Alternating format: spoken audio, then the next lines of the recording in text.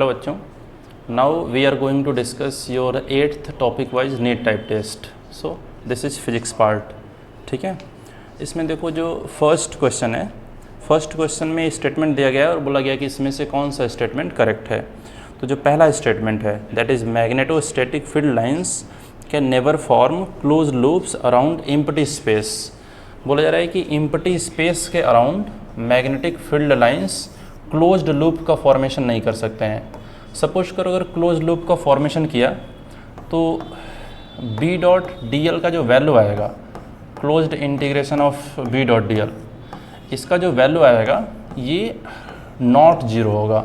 Because अगर closed loop का formation कर रहा है तो इसमें जब हम लोग इंटीग्रेशन करेंगे तो इंटीग्रेट करेंगे लूप में तो कुछ वैल्यू मिलेगा यहाँ पर, और यहाँ पर एम्प्टी स्पेस है तो इसके अंदर कुछ भी नहीं है. That means I enclosed is zero. यहाँ पर एम्प्टी स्पेस है तो अपना जो एम्पियर्स लॉ होता है कि close integration of B dot D L, इसका जो वैल्यू होना चाहिए ये बराबर होना चाहिए mu not into I enclosed के. सही है. तो अगर एम्प्टी स्पेस है तो करंट नहीं होगा, और करंट नहीं है तो ये वाला वैल्यू जीरो होना चाहिए. लेकिन अगर क्लोज लूप में का अगर ये फॉर्मेशन कर रहा है तो इंटीग्रेशन नॉन जीरो होगा. तो यहाँ पर जो एम्पियर्स लॉ है ये इनवैलिड हो जा रहा है ना. तो ये जो फर्स्ट वाला स्टेटमेंट है ये करेक्ट है कि अगर एम्प्टी स्पेस है तो क्लोज लूप का फॉर्मेशन नहीं करना चाहिए. अगर ये कुछ करंट कैरी कर रहा है तभी क्लोज लूप का फॉर्मेशन कर सकता है. ठीक है. Second statement, A closed loop of static magnetic field line must enclose a region across which current is passing. तो ये ठीक है, सेकेंड स्टेटमेंट करेक्ट है. Electrostatic field lines can never form closed loop neither in empty space nor when the loop encloses charges. बोला जा रहा है कि इलेक्ट्रोस्टैटिक अगर फील्ड है तो वो कभी भी क्लोज्ड लूप का फॉर्मेशन नहीं कर सकता है. तो ये करेक्ट स्टेटमेंट है. ठीक है. अगर इलेक्ट्रोस्टैटिक ओरिजिन का अगर फील्ड है और क्लोज लूप का फॉर्मेशन किया तो एक कंप्लीट लूप में आप जब वर्क डन कैलकुलेट करोगे तो वो नॉन जीरो आ जाएगा, और ऐसा नहीं होना चाहिए. Electrostatic field line conservative nature के होते हैं तो एक कंप्लीट लूप में जो नेट वर्क डन होना चाहिए उसको जीरो होना पड़ेगा. तो थर्ड स्टेटमेंट भी करेक्ट है. ठीक है. इलेक्ट्रोस्टैटिक फील्ड लाइन कभी भी क्लोज लूप का फॉर्मेशन नहीं करते हैं. Question number 2.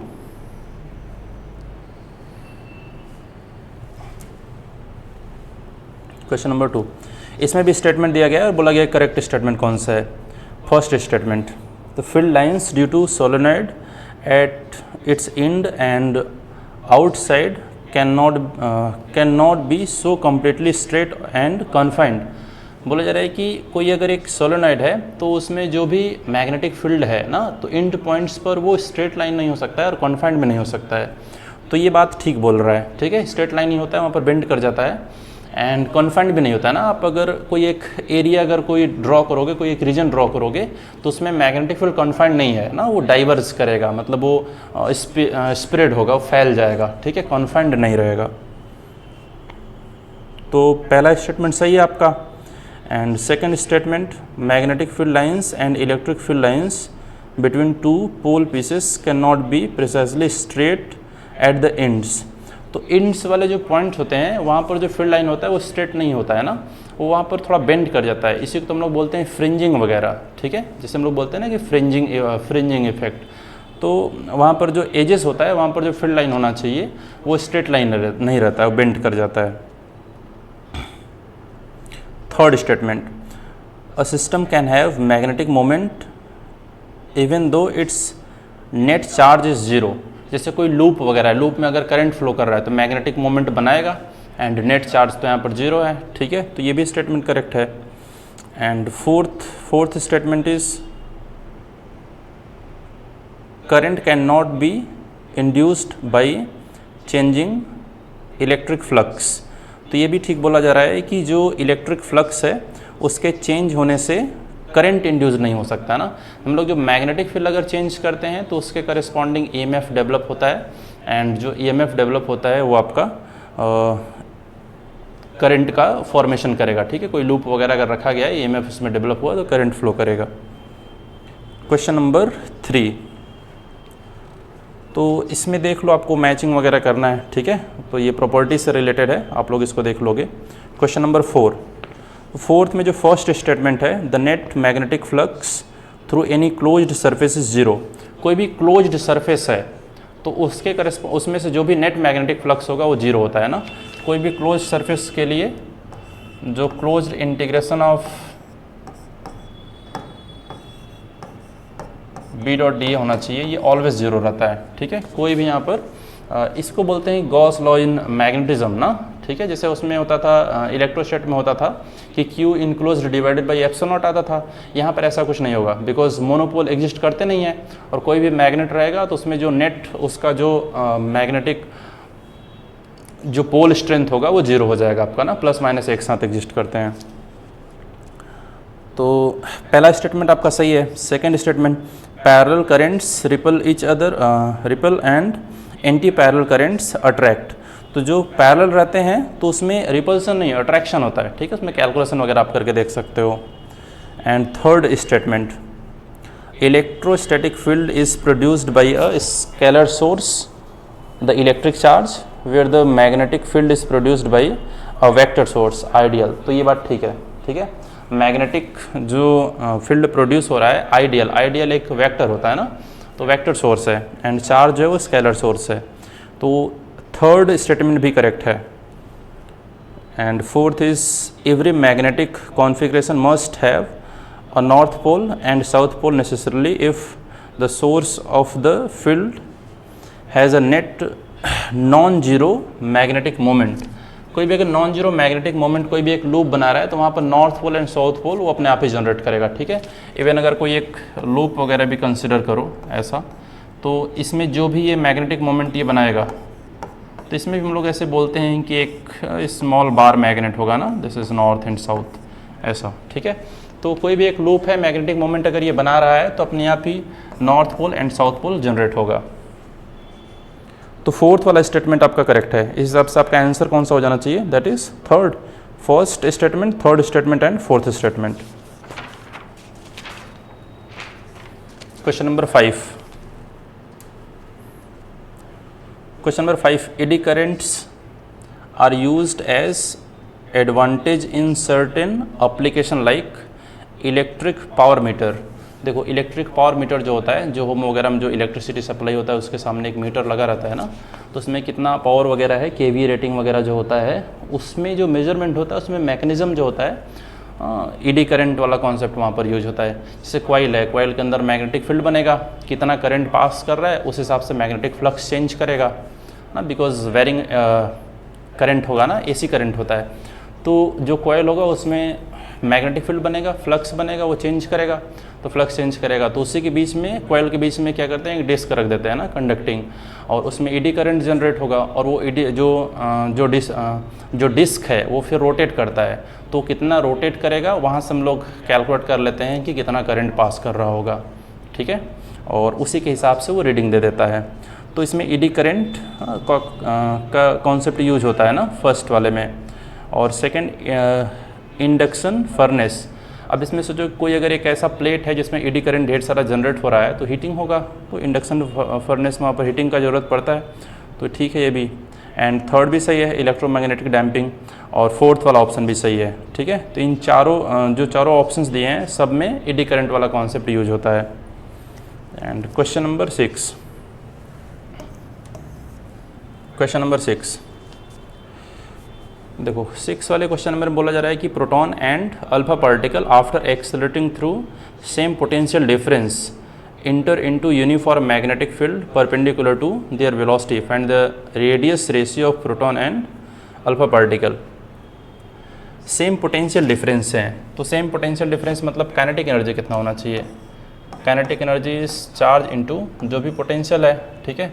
एंड रेडियस हम लोग लिखते हैं, this is mv divided by q into B, और mv को लिख सकते हैं अंडर रूट ऑफ 2km, तो this is 2 times kinetic energy, that is q into v into mass, this divided by q into B. तो यहाँ से हम लोग बोल रहे हैं कि जो रेडियस है ये डायरेक्टली प्रोपोर्शनल है आपका q into this is directly proportional to, this is directly proportional to, यहाँ से देखो एक क्यू कैंसिल होगा ना, तो रूट क्यू नीचे बचना चाहिए, this is m divided by root Q, इसके डायरेक्टली प्रोपोर्शनल है। तो यहाँ से हम लोग रेशियो वगैरह कैलकुलेट कर सकते हैं, ठीक है। आपका जो आंसर होगा दैट इज़ प्रोटॉन का अल्फ़ा से कैलकुलेट करना है, तो प्रोटॉन का अल्फ़ा से, तो मास का जो रेशियो हो गया that is 1 divided by 4, and charge लिखेंगे तो डिनोमिनेटर में लिखेंगे charge of the proton, and charge of the क्या लिखेंगे, अल्फ़ा पार्टिकल, दिस इज़ 2। तो ये आपका होना चाहिए 1 बाई रूट 2, ये आपका आंसर हुआ, ठीक है। So question number 7, question number 7, the magnitude of displacement when the particle turns by an angle of π/3। Suppose करो कि ऐसा कुछ उसका पाथ होने वाला है, एंड जो पार्टिकल है पहले इस डायरेक्शन में मूव कर रहा था कुछ v स्पीड से, एंड ये फाइनली टर्न किया कुछ π/3 मीन्स 60 डिग्री, ठीक है। तो सेंटर से अगर इस लाइन को ज्वाइन करो तो ये अगर थीटा एंगल है तो ये भी थीटा ही होता है, आप लोग इसको ज्योमेट्री से देखना, दिस इज ऑल्सो 60 डिग्री। तो डिस्प्लेसमेंट कितना होना चाहिए, इस वाले पॉइंट से इस वाले पॉइंट पर, ये आपका डिस्प्लेसमेंट हुआ। तो हम लोग बोलेंगे कि रेडियस है, ये रेडियस है, और बोल सकते हैं कि इक्विलेटरल ट्रायंगल बन गया, तो जो डिस्प्लेसमेंट हुआ ये भी रेडियस के बराबर हुआ। तो जो net displacement is, this is radius, this is mv divided by q into v, ये आपका आंसर हो गया। This is question number 7। Question number 8, question number 8, minimum frequency पूछा जा रहा है। Frequency is 1 upon time period, और 1 upon time period is t is 2 pi m divided by q into v, ऐसा ये आपका फ्रीक्वेंसी हुआ। तो ये डायरेक्टली प्रोपोर्शनल आ रहा है q डिवाइडेड बाई m के, ऐसा। तो इसमें देखो फ्रीक्वेंसी सबसे ज़्यादा तो इलेक्ट्रॉन का हो जाएगा, बिकॉज इलेक्ट्रॉन का जो मास होता है वो बहुत ज़्यादा कम होता है, तो फ्रीक्वेंसी सबसे ज़्यादा इलेक्ट्रॉन का हो जाएगा। आपसे पूछा जा रहा है मिनिमम, तो इसमें देख लो कि ये जो फैक्टर इसमें कितना फैक्टर आ रहा है, ठीक है। जैसे प्रोटॉन के लिए आपका आना चाहिए फैक्टर +1 डिवाइडेड बाई जो भी मास है, एंड जो हीलियम है इसमें चार्ज के लिए फैक्टर आएगा +1, एंड मास के लिए फैक्टर आएगा दिस इज़ 4m, एंड जो ये लिथियम है दिस इज चार्ज के लिए फैक्टर आ रहा है +2, एंड मास के लिए फैक्टर आएगा दिस इज 7m। तो ये ऑलमोस्ट आ रहा है 1 डिवाइडेड बाई 3.5, और ये है 1 डिवाइडेड बाई 4, और ये है 1। तो डिनोमिनेटर इसका सबसे ज़्यादा है, इसको लिख सकते हो this is 1 divided by 3.5m almost, ठीक है। इसका डिनोमिनेटर सबसे ज़्यादा है, मतलब ये वाला जो फैक्टर है ये सबसे कम होगा, ये मिनिमम होगा। तो आपका जो हीलियम है इसका जो फ्रीक्वेंसी होगा सबसे ज़्यादा कम होगा, ठीक है। तो आपका ये जो थर्ड वाला ऑप्शन है ये आपका करेक्ट आंसर हुआ। Question number 9, question number 9, if a charged particle enters a magnetic field such that its velocity has non-zero component along the magnetic field as well as perpendicular to it। तो ये helix वाला case होगा ना, जिधर magnetic field है उस तरफ भी एक कंपोनेंट है वेलोसिटी का, एंड परपेंडिकुलर डायरेक्शन में भी एक कंपोनेंट है, तो इसमें जो पाथ होगा ये आपका हेलिक्स बनेगा। क्वेश्चन नंबर 10,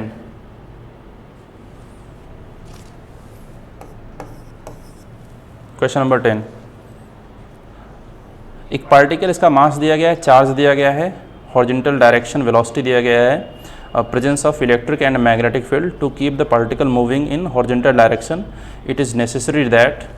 तो जो पार्टिकल उसको हॉरिजॉन्टल डायरेक्शन में मूव कराना है, बस ऐसा नहीं बोला गया है कि उसका वेलोसिटी कांस्टेंट रखना है ना, हॉरिजॉन्टल डायरेक्शन में फोर्स भी आ सकता है। और अपने से समझ करके देखेंगे कि जो ग्रेविटी होगा mg वाला फोर्स नहीं कंसिडर करेंगे, तो जिधर वेलोसिटी है इस डायरेक्शन में आपका फोर्स आ सकता है, वेलोसिटी चेंज कर सकता है, बट वेलोसिटी के किसी एंगल पर फोर्स नहीं आना चाहिए ना, बिकॉज किसी एंगल पर फोर्स आ गया तो हो सकता है कि वो हॉरिजॉन्टली ना मूव करे। तो पहला ऑप्शन इसमें देखो, पहला statement, b should be perpendicular to direction of velocity and e should be along the direction of velocity.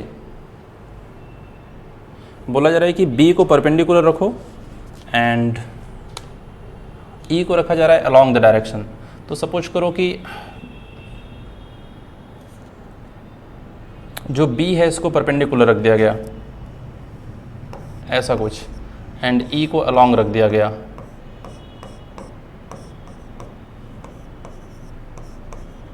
ऐसा. तो इसमें जो फोर्स आना चाहिए this is V cross B, तो ये बाहर की तरफ फोर्स आ जाएगा. ठीक है, तो ये हो सकता है फिर वापस किसी एंगल पर चला जाए ना, इसका डायरेक्शन फिर चेंज हो जाएगा. तो फर्स्ट वाला नहीं होना चाहिए. Second one is both B and E should be along the direction of velocity. Should be along the direction of velocity. तो B को भी इधर ही रखा गया है एंड E को भी इधर ही रखा गया है. तो B कोई भी फोर्स नहीं लगाएगा, E फोर्स लगाएगा, लेकिन पार्टिकल का डायरेक्शन चेंज नहीं करेगा, उसी डायरेक्शन में मूव करेगा. तो सेकेंड पॉसिबल है. And third one is both B and E are mutually perpendicular and perpendicular to the direction of velocity. आपस में भी परपेंडिकुलर हो एंड जो वेलोसिटी का डायरेक्शन है उसके भी परपेंडिकुलर हो, कुछ ऐसा. ठीक है, तो या तो ऐसा भी हो सकता है या electric field into the plane भी हो सकता है. तो V क्रॉस B ये बाहर की तरफ फोर्स आएगा. अगर electric field into the plane बना दे तो सपोज करो कि इलेक्ट्रिक फील्ड जो है इसको इनटू द प्लेन ड्रॉ कर दिए, E is into the plane. तो ठीक है, ये भी पॉसिबल हो जाना चाहिए. फिर V क्रॉस B बाहर की तरफ फोर्स आएगा और इलेक्ट्रिक फील्ड वाला फोर्स इनटू द प्लेन है, दोनों कैंसिल कर जाएगा और ये हॉरिजॉन्टल डायरेक्शन में मूव कर जाना चाहिए. तो थर्ड वाला भी पॉसिबल है, सेकेंड एंड थर्ड दोनों पॉसिबल है. Fourth, B should be along the direction of velocity and E should be perpendicular to the direction of velocity. तो B को बोला जा रहा है कि वेलोसिटी के डायरेक्शन में रहे और E परपेंडिकुलर रहे. तो E परपेंडिकुलर रहेगा तो कुछ फोर्स दे देगा. ठीक है, और इसका जो पाथ है वो चेंज कर जाएगा. तो फोर्थ नहीं होना चाहिए. आपका आंसर होना चाहिए जिसमें सेकेंड एंड थर्ड स्टेटमेंट हो, that is third option. Question number 11.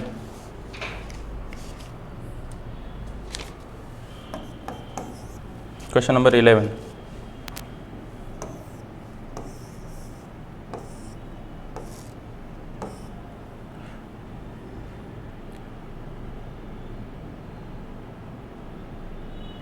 जो साइड AB है ये मैग्नेटिक फील्ड B1 बना रहा है, और जो साइड CD है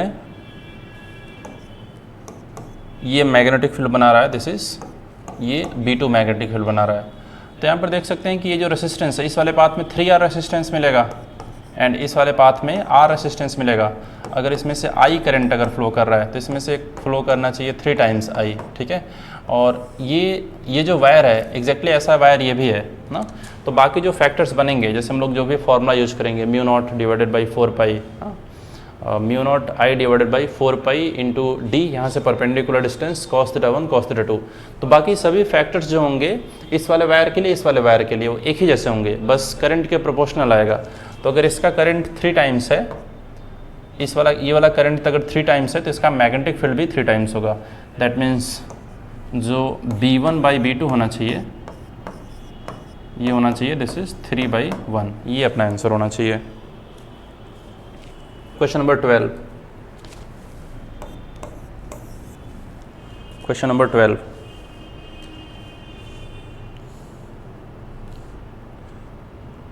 And then form the same length, from the same length a coil of 2 turns is made. If the same current is passed in both cases, then ratio of the magnetic induction at the center. देखो suppose करो एक coil है and इसका length कुछ होगा 2πr, इसका radius suppose करते हैं दिस इज r, इसका रेडियस इज r एंड इसका जो पूरा लेंथ इज 2πr, और इसी लेंथ का यूज करके n टर्न्स का कॉयल बनाया गया. ठीक है, और इसका रेडियस सपोज करो दिस इज r डैश, तो 2πr डैश इंटू n, ये इस पूरे वायर का लेंथ होना चाहिए और ये लेंथ बराबर होना चाहिए 2 पाई आर के, तो जो आर डैश है this is R divided by N, ऐसा। इसमें जो मैग्नेटिक इंडक्शन, इसमें जो मैग्नेटिक फील्ड होना चाहिए, सपोज करो दिस इज बी नॉट, इसमें जो मैग्नेटिक इंडक्शन होना चाहिए उसका फॉर्मूला होता है mu naught I this divided by 2r, और यहाँ पर जो मैग्नेटिक फील्ड बनेगा B1 this is mu naught I this divided by 2r के जगह पर लिखेंगे r dash this is r divided by n, और यहाँ पर n लूप हैं तो n से मल्टीप्लाई भी करेंगे, तो ये आपका फाइनली बन रहा है B not into N square, ठीक है। तो इसको थोड़ा सा याद भी रख सकते हैं ना कि अगर एक लूप है और उसी लेंथ का जो भी वायर यूज हुआ था उसी लेंथ का अगर n टर्न्स बनाया जाए तो जो सेंटर पे मैग्नेटिक फील्ड बनेगा वो मैग्नेटिक फील्ड जो पहले मैग्नेटिक फील्ड बनता उसका n स्क्वायर टाइम्स रहेगा। तो अगर 2 लूप बना रहे हैं तो 4 टाइम्स होना चाहिए, 3 लूप बनाते तो 9 टाइम्स होता, ठीक है। इसको जनरल भी याद रख सकते हैं।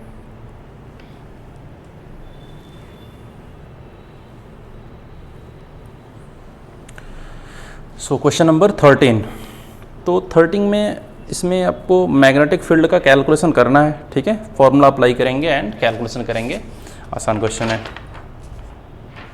Question number 14,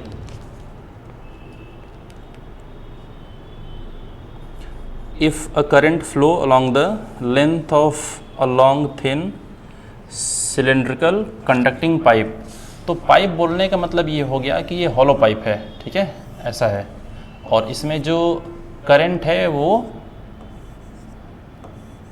along the surface एक तरीके से बोल सकते हैं, ऐसा होगा, ठीक है। और ये सपोज करो एक्सिस वाला पॉइंट है, तो एक्सिस से r डिस्टेंस अब अगर चलोगे इनसाइड द ट्यूब जो मैग्नेटिक फील्ड होगा वो आपका 0 होगा, ठीक है। एंड आउटसाइड के लिए तो ये पूरा वायर की तरह बिहेव करेगा, तो आउटसाइड के लिए इन्वर्सली प्रोपोर्शनल होगा। एंड जो सरफेस होता है, सरफेस पर आपका मैग्नेटिक फील्ड जो होता है वो मैक्सिमम होता है ना, उसका कैलकुलेशन करके देख सकते हैं, ठीक है।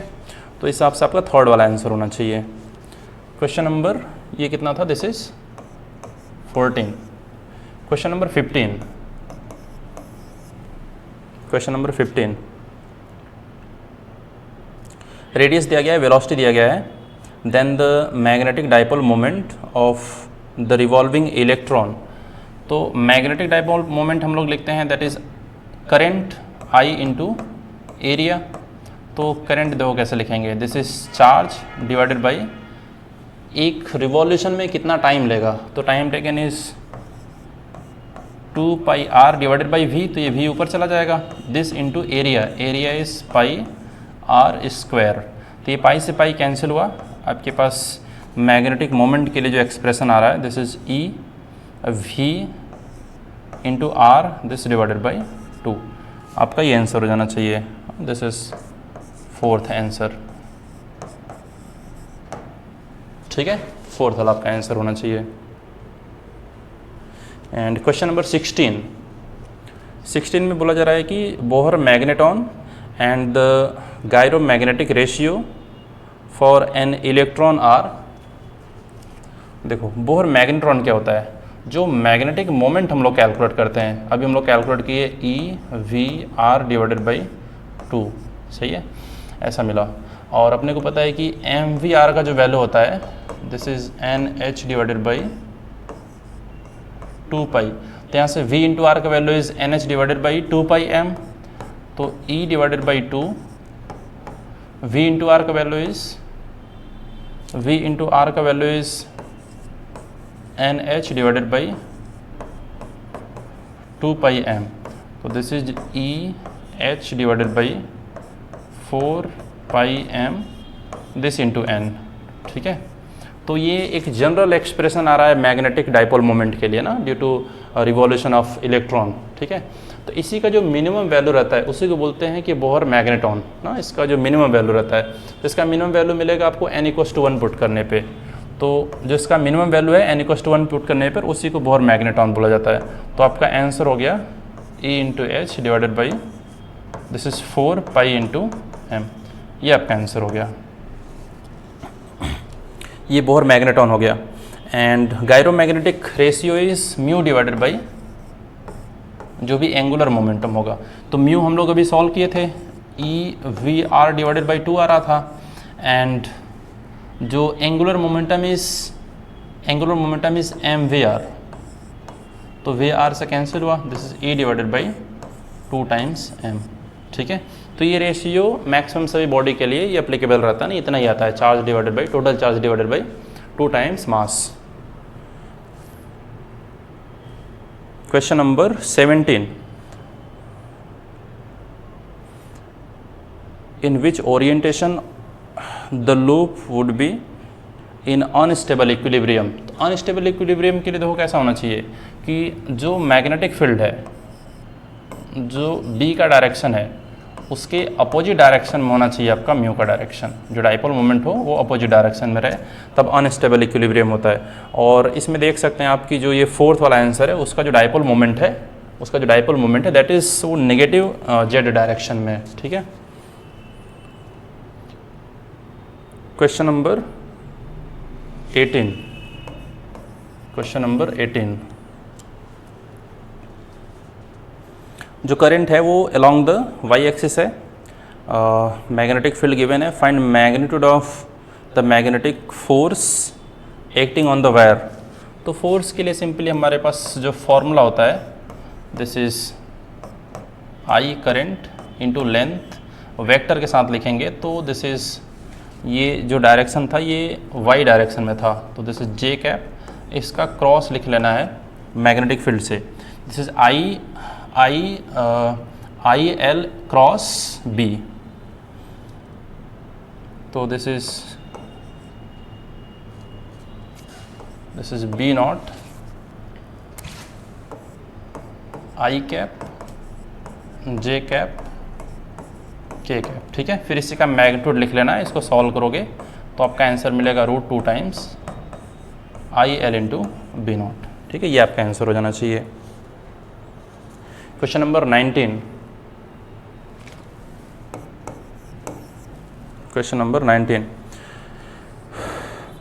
चलो देखो, इसमें एक सोलेनॉइड है और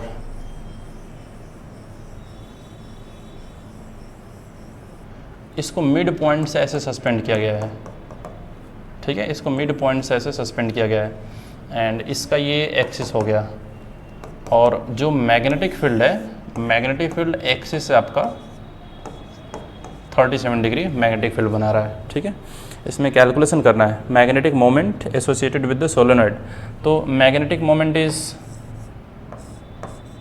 उसका मैग्नीट्यूड जो भी है, तो current into area into number of turns. ठीक है, तो इसको सॉल्व करेंगे, करंट आपका गिवन है, this is 4 into area is 1.6 into 10⁻⁻⁴ into number of turns is, this is 2000। इसको सॉल्व करेंगे तो ये जितना भी आना चाहिए, तो ये देखो 10⁻³ इससे कैंसिल हुआ, 10⁻⁻1 बचेगा, this is 8 into 1.6, this is 8 into 1.6,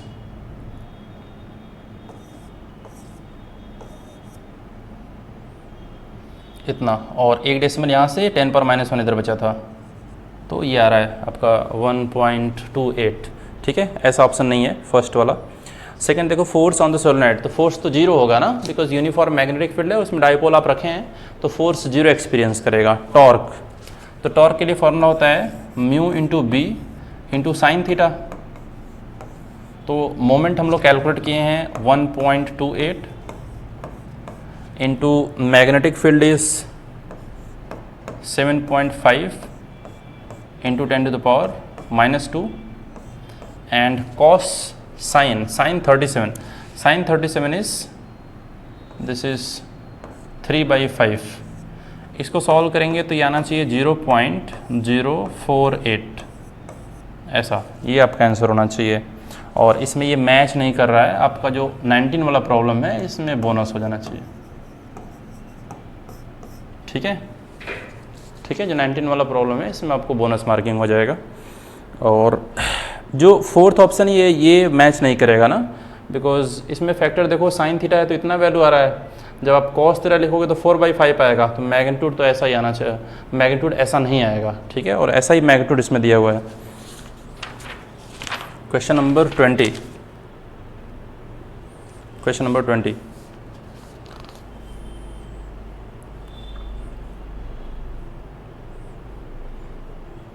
What is the amount of work required by external torque to turn the magnet so as to align its magnetic moment opposite to the field direction? चलो इसमें torque given है, तो suppose करो कि mu है कुछ value. This is question number 20.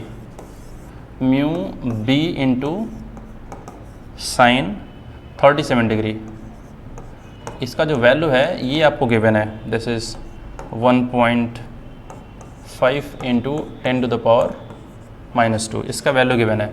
तो जो म्यू इंटू वी का वैल्यू आना चाहिए, दिस इज साइन 37 इज 3/5, तो उसको उधर लेकर के जाएंगे, 5 से मल्टीप्लाई करेंगे, 3 से डिवाइड करेंगे. This is 2.5 into 10 to the power -2. ठीक है, इतना यूनिट आ रहा है. एंड बोला जा रहा है कि वर्क कितना रिक्वायर्ड होगा. तो वर्क जो भी रिक्वायर्ड होगा उसको टर्न करने में, that is change in potential energy. तो final potential energy is minus of mu into B into cos 180 degree. ये फाइनल पोटेंशियल एनर्जी हुआ, बिकॉज फील्ड के अपोजिट डायरेक्शन में कर दिया जा रहा था उसको रोटेट करके. Minus initial potential energy is minus of mu into B into cos 37 degree, mu B cos theta, mu dot B minus of mu dot B. इसको सॉल्व करेंगे. देखो cos 180 degree is -1, minus minus plus हुआ, mu into B minus minus plus plus कितना होना चाहिए ये, this is 4/5. तो 1 + 4/5, this is 9/5 times mu into B. और म्यू इंटू बी का वैल्यू ला करके यहाँ पर पुट कर दो, 9/5 इंटू 2.5 इंटू 10 पावर -2. यहाँ से जो भी आना चाहिए आपका आंसर होगा. ठीक है, इसमें म्यू का वैल्यू, सॉरी मैग्नेटिक फील्ड का वैल्यू गिवन है, आप चाहो तो म्यू का वैल्यू भी कैलकुलेट कर सकते हैं. So this is question number 20. Now question number 21.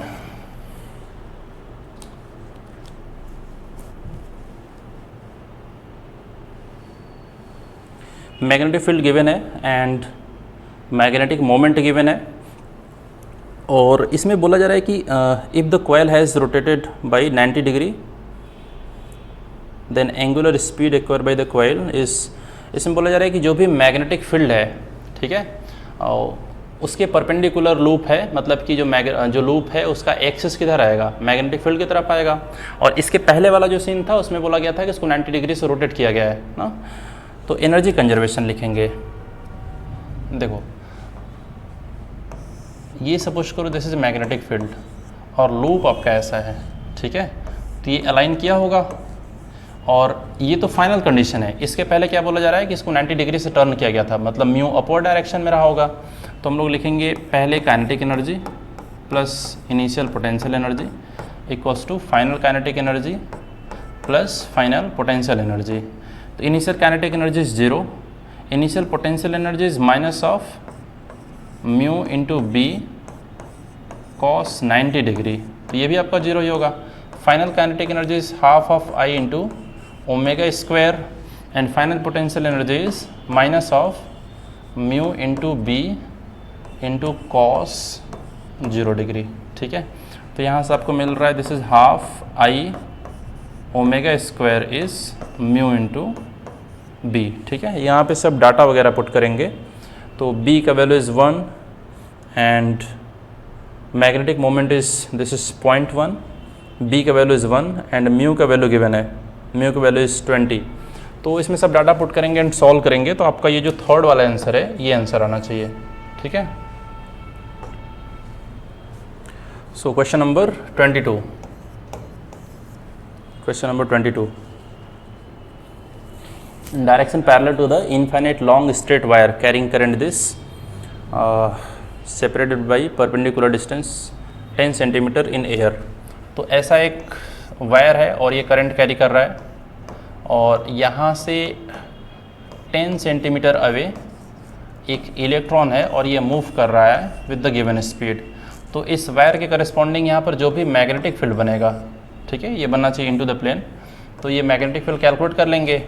और जो भी फोर्स चार्ज पर लगना चाहिए this is Q V into B, because 90 degree पर है वेलोसिटी मैग्नेटिक फील्ड के, तो E into velocity into B का value is mu naught I divided by 2 pi into R. सही है, इसमें सब डाटा पुट करेंगे एंड यूनिट वगैरह देखते हुए डाटा पुट करेंगे एंड सॉल्व करेंगे, आपका आंसर मिलेगा वहाँ से। This is question number 22। Question number 23। Question number 23, orbit radius 1 angstrom and produce इतना magnetic field of magnetic field at the centre, then angular velocity of the electron, angular velocity पूछा जा रहा है एंड रेडियस गिवन है, radius given है। ठीक है, तो जैसे मैग्नेटिक फील्ड के लिए हमारे पास जो फॉर्मूला होता है this is mu naught divided by mu naught I divided by 2 times R, और म्यू नॉट आई के लिए हम लोग लिख सकते हैं I is charge, this divided by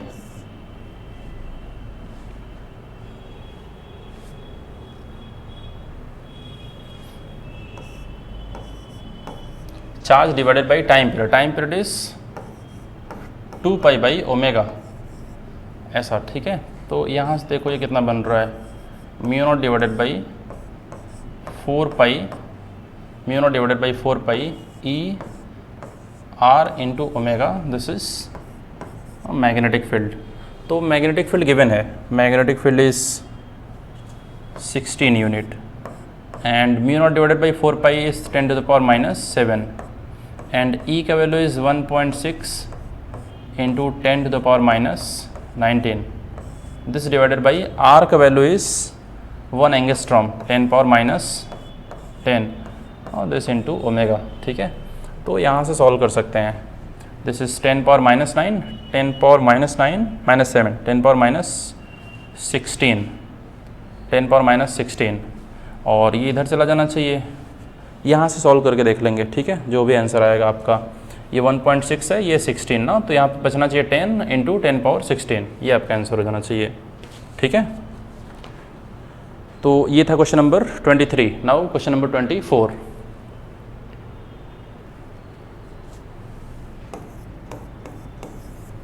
question number 24,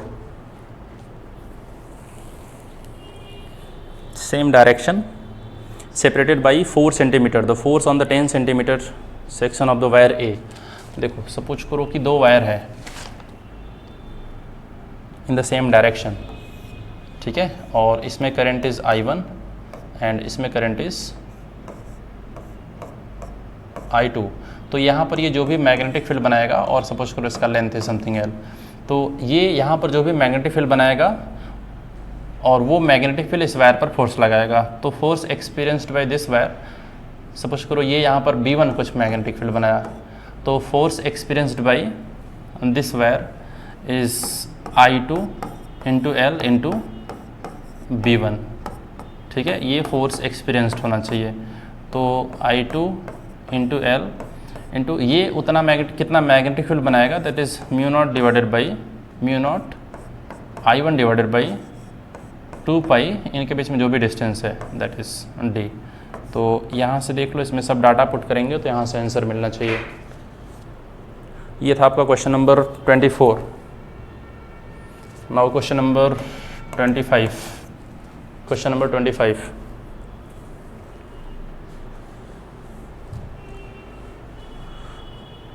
transverse to its length. तो लेंथ के परपेंडिकुलर कट करेंगे, ऐसे कट करेंगे तो लेंथ हाफ हो जाएगा और magnetic moment becomes m/2, and अगर ऐसे कट करेंगे तो जो पोल स्ट्रेंथ होगा वो हाफ हो जाएगा। ठीक है, तो this is again becomes m/2, because हम लोग जो m का वैल्यू लिखते हैं उसको लिखते हैं this is pole strength into length. तो जब कट करेंगे इसको तो एरिया हाफ हो जाएगा, पोल स्ट्रेंथ भी हाफ हो जाएगा, because pole strength is directly proportional to area. तो ये हो जाएगा half m/2 into L, that becomes capital M/2। Question number 26।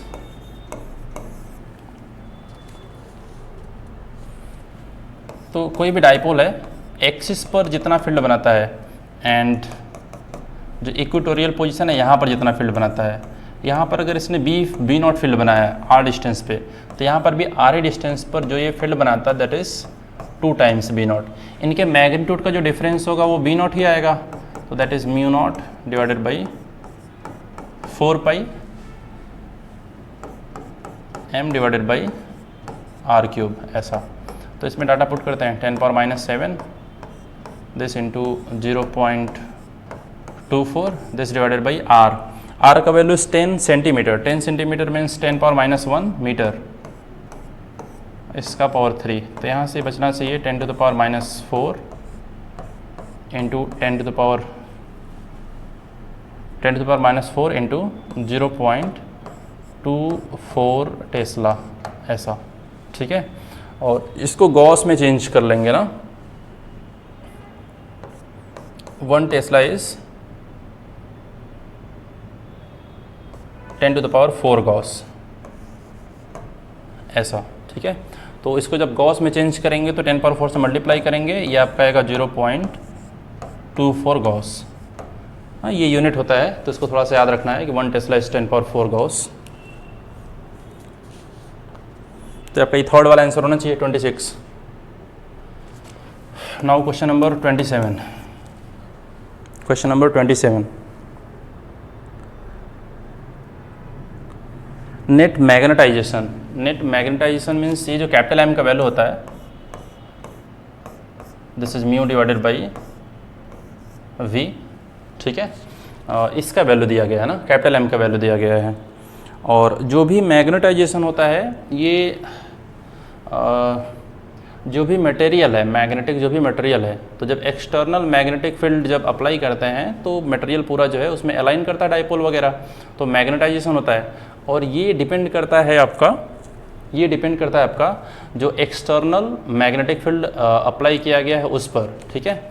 और एक्सटर्नल मैग्नेटिक फील्ड पर ही डिपेंड करता है जो आपका मैग्नेटिक इंटेंसिटी होता है, दैट इज़ कैपिटल एच।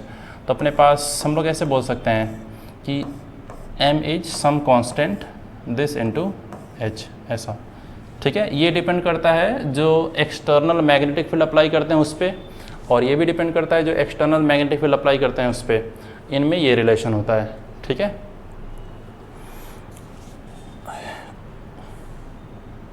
तो यहाँ से देखो क्या रिलेशन आना चाहिए, m1 divided by m2,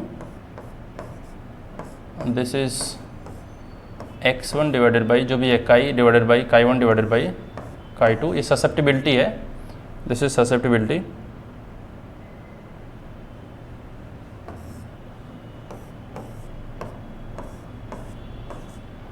into होना चाहिए this is h1 divided by h2, ठीक है। तो यहाँ से सॉल्व करके देखते हैं, दिस इज 32 दिया गया है पहले मैग्नेटाइजेशन, एंड बाद में मैग्नेटाइजेशन है कितना, इसको कैलकुलेट करना है, इक्वल्स टू जब टेम्परेचर 200 केल्विन है तो कुछ ससेप्टिबिलिटी रहा होगा, एंड दिस डिवाइडेड बाई जब टेम्परेचर 2 टाइम्स हो गया, ससेप्टिबिलिटी लोअर टेम्परेचर के लिए इनवर्सली प्रोपोर्शनल होता है 1/T के, तो जब T 2 टाइम्स होगा तो ससेप्टिबिलिटी बिकम्स हाफ, तो दिस इज काई डिवाइडेड बाई 2 इनटू, तो ये जो है जो मैग्नेटिक इंटेंसिटी है ये आपका प्रोपोर्शनल होता है जो भी एक्सटर्नल मैग्नेटिक फील्ड अप्लाइड किया गया है, तो इनका जो रेशियो होगा वो एक्सटर्नल मैग्नेटिक फील्ड जो अप्लाई किया गया है उसके रेशियो के बराबर होगा, ठीक है। तो यहाँ पर हम लोग लिखेंगे this is 0.5 this divided by 1, ठीक है, 0.5 दिस डिवाइडेड बाई 1। अब ये 2 पर चला जाएगा, मल्टीप्लाई करेंगे तो ये फैक्टर आएगा 1/1, तो जो फाइनली जो m2 का वैल्यू आएगा जो बाद में मैग्नेटाइजेशन होगा ये कितना रह जाएगा, वो 32 ही रह जाएगा, उतना यूनिट ही। ये आपका आंसर हो जाना चाहिए थर्ड वाला, ठीक है। यहाँ पर देखो डायरेक्टली भी सोच सकते हो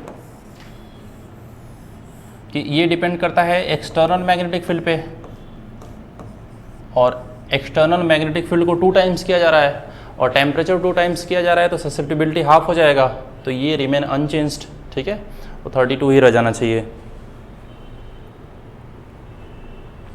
सो ये आपका क्वेश्चन नंबर 27 था। Now question number 28, current sensitivity of galvanometer is, देखो जब टॉर्क उसमें डेराइव करते थे तो torque is I into area, ये मैग्नेटिक मोमेंट हो गया इंटू मैग्नेटिक फील्ड, और नंबर ऑफ टर्न से मल्टीप्लाई करते हैं, और इसी को इक्वेट करते थे जो भी स्प्रिंग कांस्टेंट होता था इंटू डिफ्लेक्शन, ठीक है। तो जो डिफ्लेक्शन का वैल्यू आता है, ये देखो कैसे लिख रहे हैं, टॉर्क, जो भी टॉर्क, जो क्वाइल पे टॉर्क लग रहा होगा बिकॉज ऑफ मैग्नेटिक फील्ड, ये टॉर्क लिखे हैं, और जब वो क्वाइल रोटेट करता है तो जो स्प्रिंग फोर्स लगाता है, स्प्रिंग के करस्पॉन्डिंग जो टॉर्क आता है, ये स्प्रिंग वाला टॉर्क है, और ये आपस में बैलेंस करेंगे। यहाँ पर जो फाई है आपका, ये डिफ्लेक्शन है ना, वो कितना डिफ्लेक्ट करेगा, दैट इज रीडिंग। तो डिफ्लेक्शन का जो वैल्यू आ रहा है, this is this divided by के, ये डिफ्लेक्शन आ रहा है। आपका जो करंट सेंसिटिविटी होता है, that is deflection per unit current, ये करंट सेंसिटिविटी होता है। देख लो, this is N B A this divided by K, ऐसा आपका जो भी आंसर होना चाहिए। This is first answer. Voltage sensitivity is deflection per unit voltage. तो डिफ्लेक्शन पर यूनिट वोल्टेज, ये जो डिफ्लेक्शन दिख रहा है इसी को वोल्टेज से डिवाइड करो,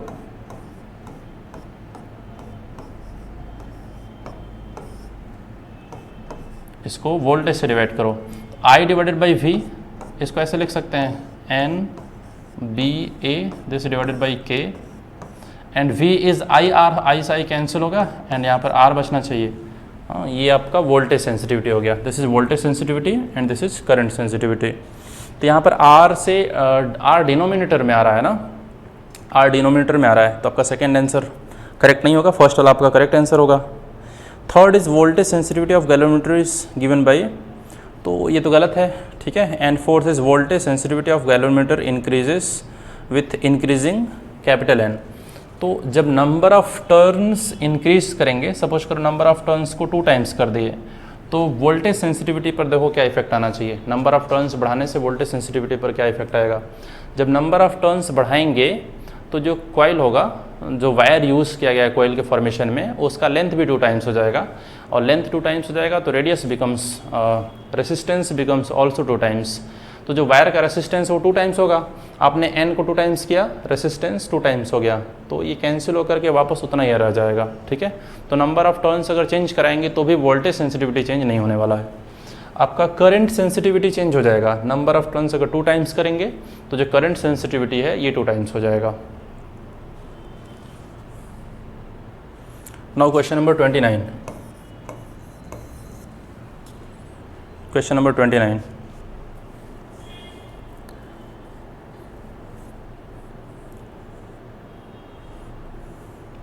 If the current carried by the solenoid changes steadily from itna second induced EMF in the loop while the current is changing is nearly, चलो देखो, तो जो सोलेनॉइड है उसके अंदर जो मैग्नेटिक फील्ड होना चाहिए, this is mu naught N into I, और जो सोलेनॉइड के अंदर जो स्मॉल लूप रखा गया है उसमें जो फ्लक्स बनेगा, this is B into area, तो mu naught N I into area. अब करंट चेंज किया जा रहा है, तो ऑन एन एवरेज जो फ्लक्स चेंज हुआ, फ्लक्स जो भी चेंज कर रहा है पर यूनिट टाइम, ये होना चाहिए एवरेज ईएमएफ इंड्यूस्ड। तो इसका जो वैल्यू आ रहा है देखो, mu naught N into area, current जो भी करंट चेंज हुआ, दिस डिवाइडेड बाई कितने टाइम में चेंज हुआ, ठीक है।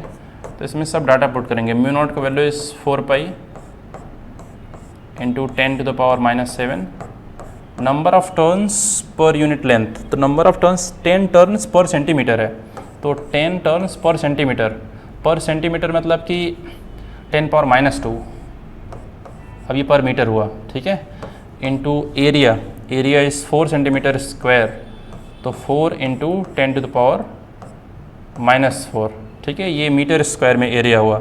This into change in current, तो ये आपका 1 एम्पियर से 3 एम्पियर हुआ है, तो change is 2, this divided by time taken is 0.2 2 second.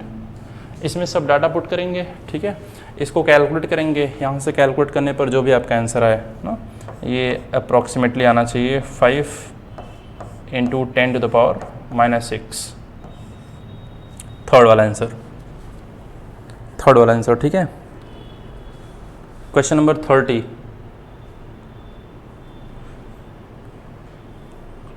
30, ठीक है। इसमें कैलकुलेशंस हैं ना, फॉर्मूला यूज करना है एंड कैलकुलेट करना है, ठीक है। इसमें कैलकुलेशंस है, आप लोग इसको कैलकुलेशन करिए और एक फार्मूला बेस्ड ही है सब क्वेश्चन, सभी पार्ट्स इसमें फार्मूला बेस्ड ही है, तो इसको सॉल्व करेंगे अपने से। क्वेश्चन नंबर 31, इनकरेक्ट सेलेक्ट करना है फॉर सुपर कंडक्टर। तो सुपर कंडक्टर के लिए जो ये काई का वैल्यू होता है दिस इज -1, ठीक है, एंड जो म्यू आर का वैल्यू होता है दिस इज 1 प्लस ऐसा, तो ये होना चाहिए 1 प्लस -1, हाँ दिस इज 0 होना चाहिए। तो इसमें जो म्यू आर का वैल्यू है ये 1 गिवन है, ये काई का वैल्यू तो करेक्ट दिया है बट म्यू आर का वैल्यू गलत दिया है ना, तो ये इनकरेक्ट हो गया आपका superconductor. And second option देखो क्या लिखा गया है, superconductor repels a magnet and is repelled by magnet. ये ठीक है ना, उसमें जो मैग्नेटिक एक्सटर्नल मैग्नेटिक फील्ड जब अप्लाई करते हैं तो उसके अपोजिट डायरेक्शन में मैग्नेटाइजेशन होता है और वो मैग्नेटिक फील्ड लाइंस को रिपल करता है, ठीक है, रिपल्सन होता है, तो ये सही बात है। And third one is phenomena of perfect diamagnetism in super conductor is called the Meissner effect. तो ये ठीक है ना, ये उन जो भी उसके डिस्कवरर थे, जो भी साइंटिस्ट थे, उन्हीं का नाम पर है ये। And fourth is superconductor are metals cooled to very low temperature both perfect conductivity and perfect diamagnetism. तो लोअर टेम्परेचर पे जो ससेप्टिबिलिटी होता है cool to very low temperature, अच्छा वो पैरामैग्नेटिक के लिए होता है, ये डायमैग्नेटिक, ठीक है। तो ये वाला भी आपका स्टेटमेंट जो है ये करेक्ट है, ठीक है। जो सुपर कंडक्टर्स होते हैं बहुत ज़्यादा कम जब टेम्परेचर रहता है तो उस पर उनका बिहेवियर रहता है, वो जो सुपर कंडक्टर्स का, वो perfect diamagnetism and perfectly conducting रहते हैं। So this is question number 31। तो आपका फर्स्ट वाला हो गया correct answer. Now question number 32, तो इसमें सब इसमें गिवन है, सब कुछ इक्वेशंस वगैरह गिवन है, आपको उसमें कैलकुलेट करना है अकॉर्डिंगली जो भी पूछा जा रहा है। जैसे फ्लक्स वगैरह दिया है, EMF पूछा है, उसको d∅dt लिख देंगे, तो उसमें टाइम वगैरह पुट कर देंगे तो पता चल जाएगा। जहाँ पर एवरेज फ्लक्स पूछा जा रहा है, सॉरी एवरेज EMF इंड्यूस्ड पूछा जा रहा है, तो वहाँ पर आप ऐसा लिखोगे ∆φ divided by ∆t on an average कितने से फ्लक्स चेंज हुआ डिवाइडेड बाई कितना टोटल टाइम टेकन है, ठीक है। और जिसमें जो D वाला पार्ट है क्वेश्चन नंबर 32, इसका जो D वाला पार्ट है EMF इंड्यूस्ड हम लोग लिखते हैं दिस इज V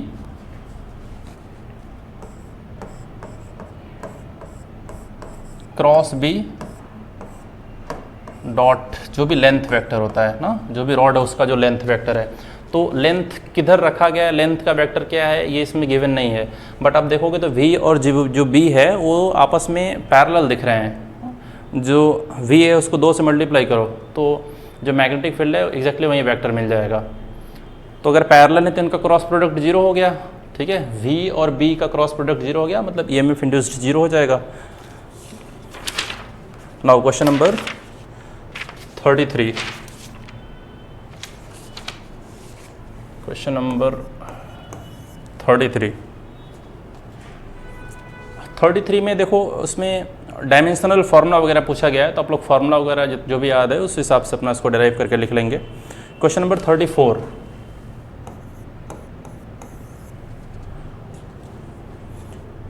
इसमें इनकरेक्ट सेलेक्ट करना है। तो first option is magnetic susceptibility and relative magnetic permeability both are scalar and dimensionless. सही बात बोला जा रहा है, ठीक है। जो मैग्नेटिक ससेप्टिबिलिटी होता है ये एंड जो रिलेटिव परमिबिलिटी होता है ना, relative permeability is 1 plus magnetic susceptibility, तो ये सब डायमेंशनलेस होते हैं, ठीक है, एंड स्केलर क्वांटिटी होते हैं। Second one is magnetic intensity and intensity of magnetization both are vector and have the same dimensional formula. Magnetic intensity of magnetization, जो भी एक्चुअल मैग्नेटिक फील्ड है this divided by mu not minus magnetic intensity.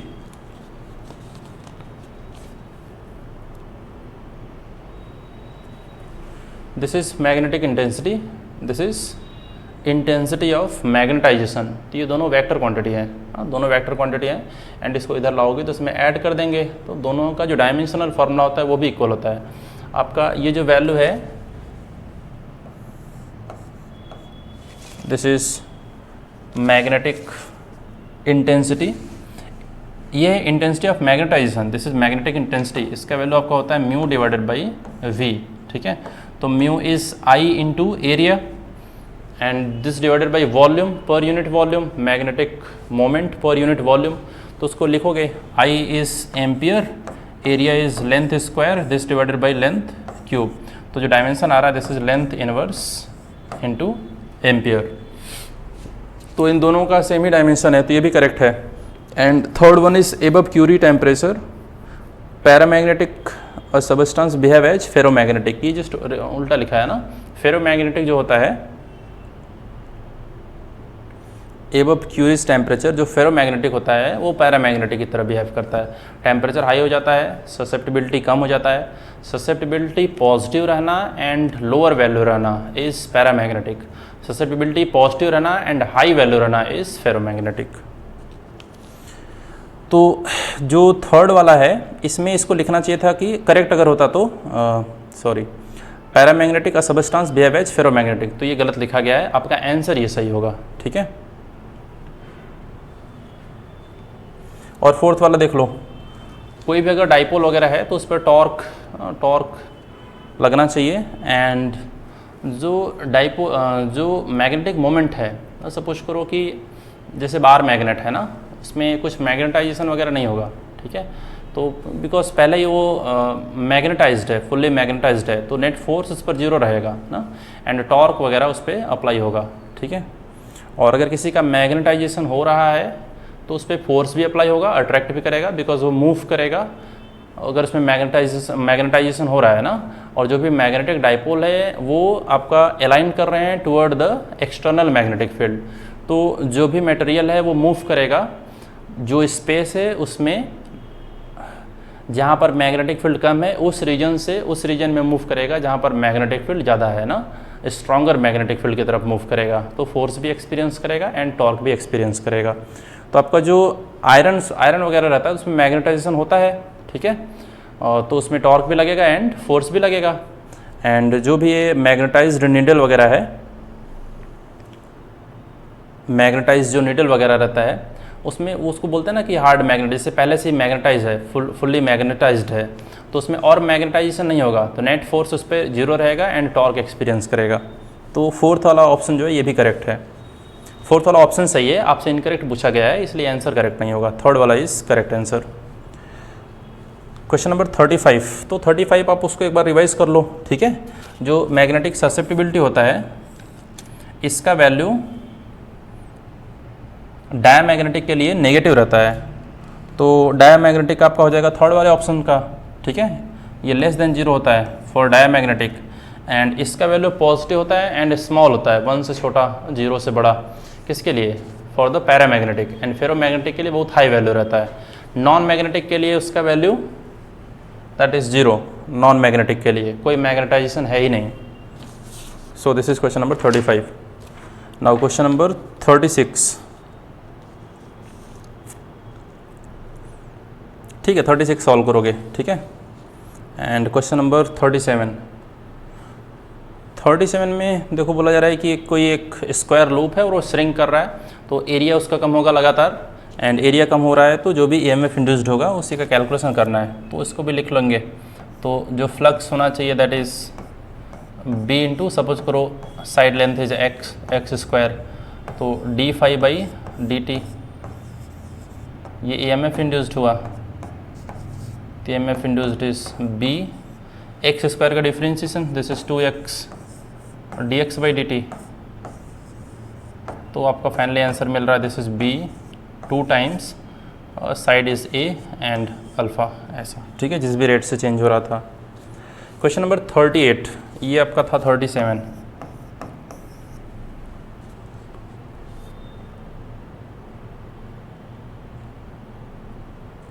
Question number 38, देखो,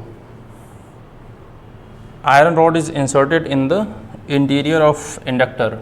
suppose करो this is resistance या फिर bulb, and ये inductor हो गया, एंड यहाँ से एक एसी सोर्स अप्लाई किया गया है, ठीक है। तो इसमें जब आयरन रॉड वगैरह रखेंगे तो एक्सल का वैल्यू बढ़ जाएगा, एंड जो जेड का वैल्यू होता है that is R square plus XL square this divided by इसका अंडर रूट, ऐसा। तो जेड का वैल्यू बढ़ जाएगा, एक्सएल का वैल्यू बढ़ेगा तो जेड का वैल्यू बढ़ जाएगा, एंड जो आई आर एम एस होगा this is V R M S this divided by Z. तो ये बढ़ेगा तो आर एम एस करेंट घट जाएगा, आर एम एस करेंट घट जाएगा तो इसमें जो पावर लॉस होगा that is I square by R, I square into R. तो जो पावर लॉस होगा वो कम हो जाएगा, मतलब ये लेस ब्राइट जलेगा, ठीक है। तो ये था आपका question number 38। Now question number 39। तो इसमें जो प्राइमरी एंड सेकेंडरी जो ईएमएफ रहता है उसका जो रेशियो है, नंबर ऑफ टर्न्स का जो रेशियो उसी के बराबर होता है। This is N1 divided by जो भी है N2, नंबर ऑफ टर्न्स। तो देख लो,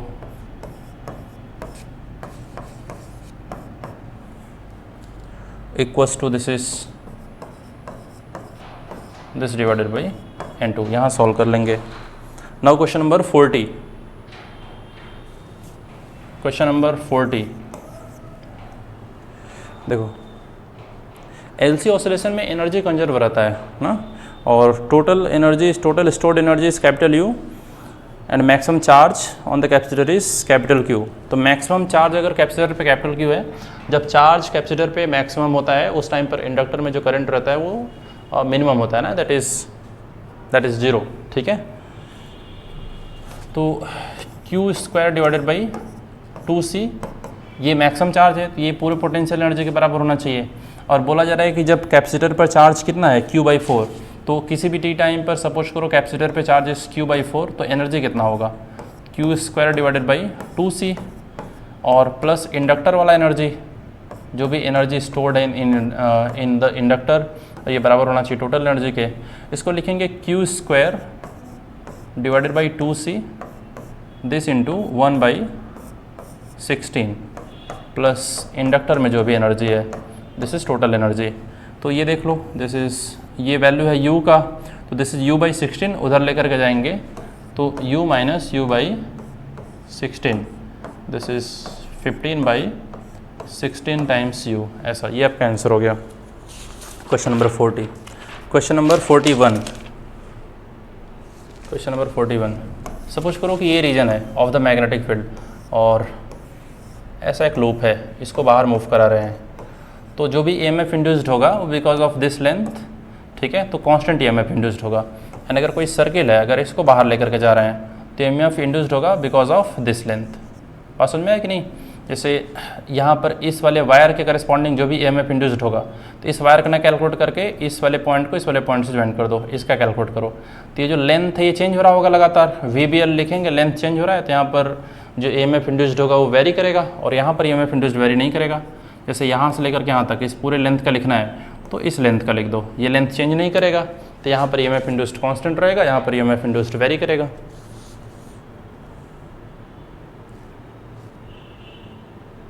तो रेक्टेंगुलर लूप में बस कांस्टेंट रहेगा, ठीक है। Now question number 42। Question number 42, magnetic energy stored in length capital L of a long solenoid in the terms of area. देखो, एरिया एंड मैग्नेटिक फील्ड, तो हम लोग जो फॉर्मूला लिखते हैं delta U divided by delta V, energy stored पर unit volume, ये होता है इलेक्ट्रिक फील्ड के लिए होता है half of epsilon not E square, magnetic field के लिए होता है half of 1/μ0 into B square, ऐसा। तो जो डेल्टा यू का वैल्यू होगा सोलेनॉइड के लिए डेल्टा वी से मल्टीप्लाई करेंगे, तो दिस इज हाफ ऑफ, ठीक है, वॉल्यूम कितना होना चाहिए, that is length into area, ये आपका आंसर हो गया, B square L A divided by 2 times mu not. Question number 43 में देखो जो साउथ पोल है वो टूवर्ड द सोलेनॉइड मूव कर रहा है ना, जो लेफ्ट वाला सोलेनॉइड है, तो वहाँ पर नॉर्थ पोल जनरेट होगा, और sorry south pole toward move कर रहा है टूवर्ड द सोलेनॉइड, तो वहाँ पर भी साउथ पोल ही जनरेट होगा, बिकॉज रिपल्सन करना चाहेगा ना, जो सेकंड वाला सोलेनॉइड है वो चाहेगा कि जो मैग्नेट उसकी तरफ मूव कर रहा है वो उसकी तरफ मूव ना करे ताकि फ्लक्स ना चेंज करे, तो साउथ पोल है तो साउथ पोल ही जनरेट होगा, तो साउथ पोल जनरेट होगा तो करंट का सेंस देख लो कैसा होना चाहिए, यहाँ से magnetic field into the plane जाना चाहिए, इनटू द सोलेनॉइड होना चाहिए, तो जो करंट का सेंस होना चाहिए that is P R Q. देखो ड्रॉ करते हैं इसको,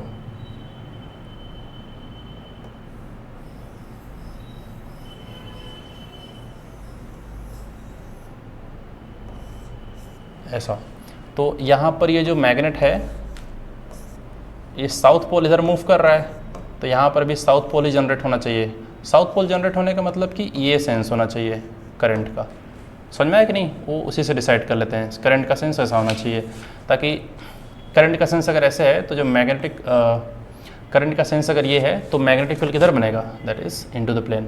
अब इनटू द प्लेन मैग्नेटिक बना तो यहाँ पर साउथ पोल जनरेट होगा, बिकॉज साउथ पोल में मैग्नेटिक फील्ड आता है और इंटर करता है, पास समझ में आया कि नहीं, साउथ पोल इधर मूव कर रहा है तो यहाँ पर साउथ ही जनरेट होगा ताकि रिपल्सन हो, साउथ जनरेट होने का मतलब मैग्नेटिक फील्ड ऐसा आएगा और आगे बढ़ेगा, और मैग्नेटिक फील्ड आगे बढ़ने के लिए ऐसा होना चाहिए करंट का सेंस, ऐसा, तो करंट इधर मूव कर रहा है दैट मीन्स करंट ऐसा आया होगा, ठीक है, तो this is P R Q, ये आपका हो गया। एंड सिमिलरली इसमें सोच करके देखो, जो दूसरे साइड जो सोलेनॉइड है उसमें अवे जा रहा है ना, तो नॉर्थ अवे जा रहा है तो साउथ बनना चाहिए, तो इस वाले एंड पर साउथ बनना चाहिए, उधर वाले एंड पर नॉर्थ बनना चाहिए, तो नॉर्थ से मैग्नेटिक फील्ड निकलेगा बाहर की तरफ, तो नॉर्थ से अगर मैग्नेटिक फील्ड बाहर की तरफ निकलना है तो दैट इज़ जो करंट का सेंस होना चाहिए वो होना चाहिए वाई जेड एक्स, समझ में आया कि नहीं। चलो this is 43, now 44, question number 44, t equals to 0 पर आपसे करंट पूछा जा रहा है and t equals to infinite पे,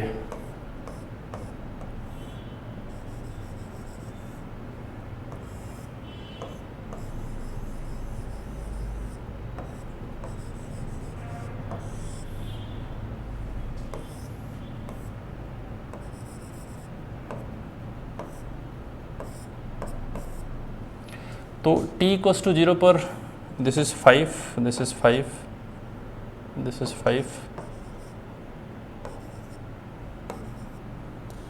एंड दिस इज 20 वोल्ट, ठीक है, तो t इक्वल्स टू 0 पर क्या होना चाहिए कि यहाँ से जो भी करंट जाएगा ये वायर की तरह बिहेव करेगा, इसको शॉर्ट सर्किट कर देंगे, इसको शॉर्ट सर्किट कर देंगे एंड इसको ओपन कर देंगे, तो जो भी करंट मूव करना चाहिए ऐसे फ्लो करना चाहिए, तो 20 डिवाइडेड बाई 5 प्लस 5 10, तो दिस इज 20 डिवाइडेड बाई 10, ये हो गया करंट का वैल्यू t इक्वल्स टू 0 पर, और t इक्वल्स टू इनफाइनाइट पर इसको हटा देंगे, इसको ओपन कर देंगे, ये ओपन सर्किट की तरह बिहेव करेगा और पूरा जो भी करंट आएगा इधर से नहीं मूव करेगा एंड ये करंट इधर से आकर के इधर से मूव करेगा, इसको वायर की तरह एज्यूम करेंगे, तो 5 प्लस 5 अगेन 10, तो अगेन 20 डिवाइडेड बाई 10, तो जो I2 का वैल्यू आ रहा है दिस इज अगेन 2 एम्पियर, तो जो आपका रेशियो होगा वो 1:1। Question number 45 is for pure resistive AC circuit the power factor is 1। देखो प्योर रेसिस्टिव मतलब कि